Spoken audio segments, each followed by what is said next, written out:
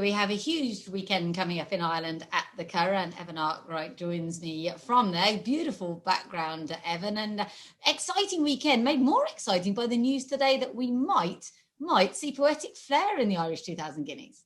Yeah, we had entries just, and we have 14 left in the Tattersalls Irish 2000 Guineas. Yeah, and Poetic Flare is amongst them. I think Jim Bolger has two. He's also got Max Sweeney, who was obviously a Group 1 winner last year as a 2-year-old.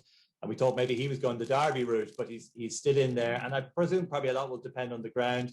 I'm afraid we have a bit of a traditional Irish start to the summer with a lot of rain around. So ground will be certainly on the softer side. But I mean, Poetic Flare maybe have dashed hopes of a 3 guineas in a few weeks by not winning in France. But he would be a very popular winner on Saturday. Yeah, it would be tremendous. And any idea which horses Aidan O'Brien's going to run?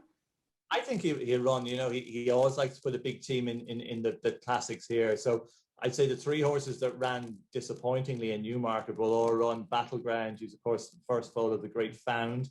You've got Van Gogh and then Wembley. I think they'll all run. It will be interesting to see which Ryan Moore will ride. And then of the others, Godolphin are going to be represented by La Barossa, which is really exciting for us. And then the late Sheikh Hamdan has Munasib of Kevin Prendergast. Kevin is near to 90 years of age.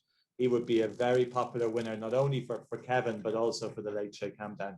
So it's a great contest. It's very open. But you know, and a lot will depend, I suppose, what comes out of the sky in the next few days. Yeah, of course. And the Greenland Stakes as well, the big sprint, that looks really strong this year.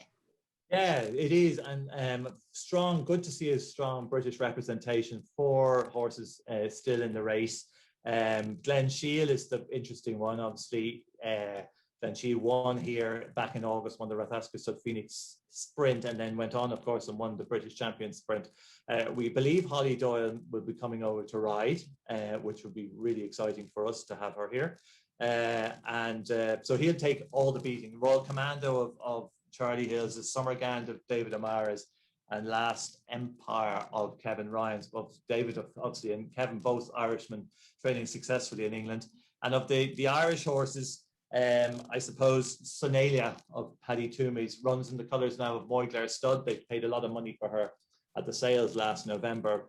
I suppose bought her as a breeding prospect because obviously they're one of the top breeders, but decided to keep her in training. I think with the Derrynstown Stud Flying 5 as her big target later on here in September. But she'd probably be the best of the Irish horses. But that's a really interesting race. And then the other Group 2 race is the Landwade Stud Stakes, and the great Champers Elise, of course, trained here in the Curragh by Johnny Murtagh, former champion jockey of the UAE, of course, and doing great as a trainer. Really has really stepped up over the last year. And she's one of 8 runners, 8 entries for that race. So she'd be obviously a popular winner if she can win. Yeah, she's a super mare. And looking ahead to Sunday, great card again, the Irish 1000, and what looks like an interesting Tattersalls Gold Cup. Yeah, Tattersalls Irish 1000 Guineas. Yeah, there's 18 still left in the race. Disappointing, only 1 English runner. That's Bev Rover of another Irishman, Richard Fahey, obviously trains up in north of England. But she was 3rd in the English 1000 Guineas, and so will come with a big chance. And the Irish team will be very strong. And O'Brien, the 3 O'Briens, father and 2 sons, will play a big role in it. You've got Joseph with Pretty Gorgeous, who obviously a Group 1 winner from last year. You've got Donica with Shale, won the Moyglair Stud Stakes here last year, having her first. Again, will take all the beating. And then you've got obviously Aidan with 4 entries. Joan of Arc seems to be his preferred, certainly as far as the betting is concerned. Joan of Arc seems to be the more preferred runner. And then of the others, you've got Miss Amulet of Ken Condon's. She was pulled out of the French Guineas because of the ground. You'd be a little bit worried that might happen again if the ground turns very soft here. And No Speak Alexander, which is trained by Jessica Harrington, won the Coolmore Studded Tazy Stakes here a few weeks ago.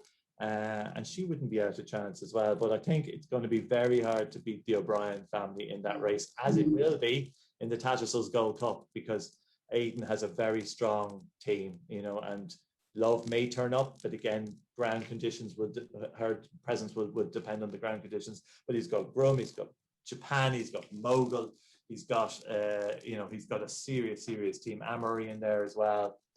So a serious team in there.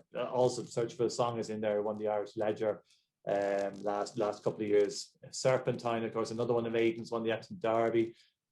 So yeah, it's going to be hard to beat the O'Briens in both those Group 1 races. And by next year, we'll be having crowds back. At the moment, still no one, but it's in the pipeline. Yeah, definitely. Things are certainly easing up here. Non-essential retail opened for the first time yesterday, so everyone went mad shopping with all the money they've been saving over the last 12 months.